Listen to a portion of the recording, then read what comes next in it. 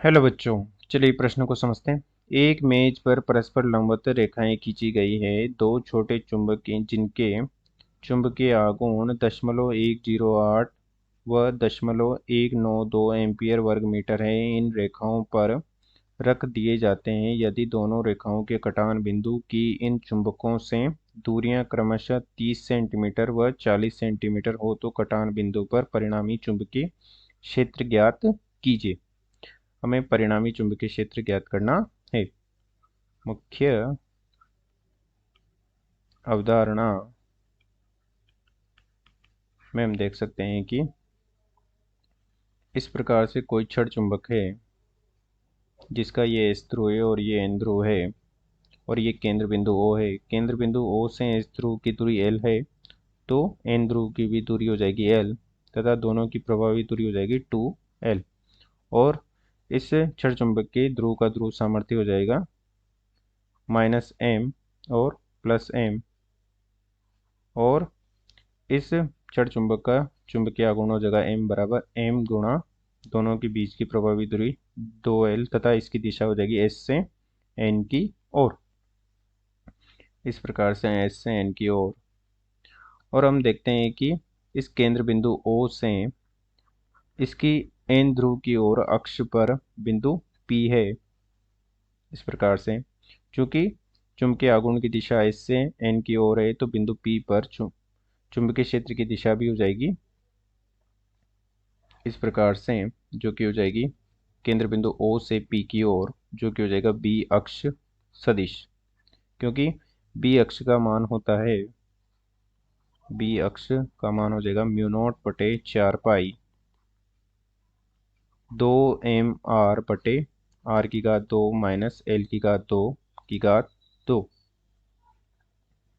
जहाँ यदि छड़ चुंबक की केंद्र बिंदु से लंबाई L R की तुलना में बहुत कम हो तो हम इसे L को नगण्य मान लेंगे और ये हो जाएगा B अक्ष बराबर μ0/4 2m/r⁻³ और इसकी दिशा हो जाएगी O से P की ओर। इस प्रकार से हम किसी छड़ चुंबक के अक्ष पर केंद्र बिंदु से r दूरी पर स्थित किसी बिंदु के लिए चुंबकीय क्षेत्र की गणना कर सकते हैं। अब चलिए प्रश्न को हल करते हैं। प्रश्न में दिया गया है कि दो लंबवत रेखाएं खींची गई है। माना कि इस प्रकार से दो लंबवत रेखाएं हैं, इस प्रकार से, और ये इनका कटान बिंदु है। माना कि ये कटान बिंदु O है और एक छड़ चुंबक जो कि इस प्रकार से है। माना कि ये छड़ चुंबक का केंद्र बिंदु O, केंद्र बिंदु P1 मान लेते हैं, जो कि इस केंद्र बिंदु O से 30 सेंटीमीटर की दूरी पर है। इस प्रकार से 30 सेंटीमीटर अर्थात R1 बराबर हो गया 30 सेंटीमीटर और ये इसका S सिरा हो जाएगा, ये N सिरा हो जाएगा। तो चुंबकीय आघूर्ण की दिशा हो जाएगी S से N की ओर। तो इस छड़ चुंबक, ये पहली छड़ चुंबक है, तो पहली छड़ चुंबक के कारण बिंदु O पर चुंबकीय क्षेत्र हो जाएगा B1x। B1 अक्ष हो जाएगा इस प्रकार से बाहर की ओर। और दूसरी छड़ चुंबक है जो कि माना कि इस प्रकार से होगी, इस प्रकार से है।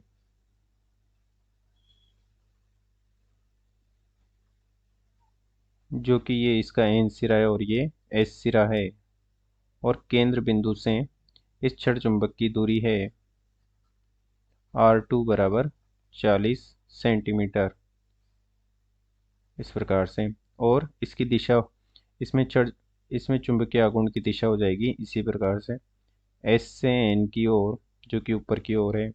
तो बिंदु O पर इस दूसरी चुंबक के कारण चुंबकीय क्षेत्र की दिशा हो जाएगी B2 अक्ष बराबर B2 अक्ष ऊपर की ओर हो जाएगा। और इस प्रकार से हमें दोनों क्षण चुंबकों के कारण B1 अक्ष व B2 अक्ष प्राप्त हो चुका है, जो कि दोनों 90 डिग्री पर हैं बिंदु O पर।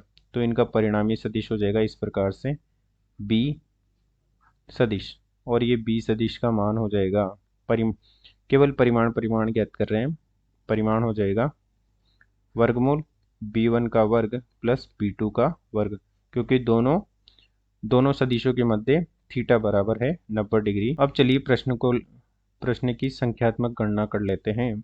तो ये हो जाएगा, पहली चुंबक के लिए M1 बराबर दिया गया है 0.108 एम्पियर गुणा वर्ग मीटर, तथा R1 बराबर दिया गया है 30 सेंटीमीटर, जो कि हो जाएगा 0.30 मीटर। और दूसरी चुंबक के लिए M2 बराबर दिया गया है 0.192 एम्पियर गुणा वर्ग मीटर, तथा R2 बराबर दिया गया है 40 सेंटीमीटर, जो कि हो जाएगा 0.40 मीटर। और इससे B1 का मान निकाल लेंगे हम, जो कि हो जाएगा μ0/4 पाई, और ये हो जाएगा 2m1/r1 की घात 3, और B2 हो जाएगा μ0/4 पाई 2m2/r2 की घात 3 मान रख देंगे इसमें। तो ये हो जाएगा B1 बराबर μ0/4 पाई हो जाएगा 10 की घात -7, और ये हो जाएगा 2 गुणा 0.108/r1 की घात हो जाएगा 0.30 की घात